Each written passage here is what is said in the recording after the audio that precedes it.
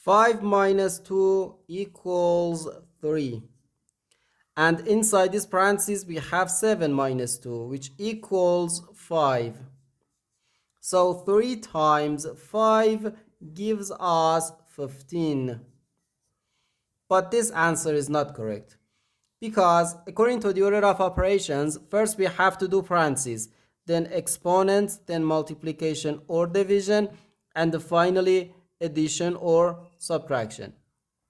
Remember that multiplication and division have equal priority and we have to work from left to right. And the same applies to addition and subtraction. In this expression, we have one subtraction, one multiplication, and one parenthesis.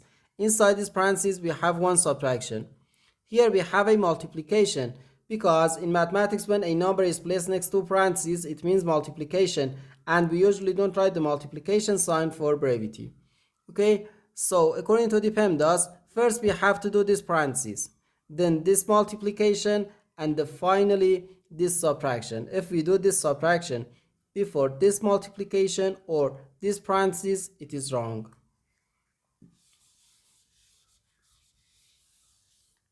So first we have to do this parentheses. Inside this parentheses, we have 7 minus 2, which equals 5. So 5 minus 2 then times 5. 5 minus 2 then times 5. Now we have one subtraction and one multiplication. According to the PEMDAS, multiplication has higher priority than subtraction, because multiplication comes before subtraction.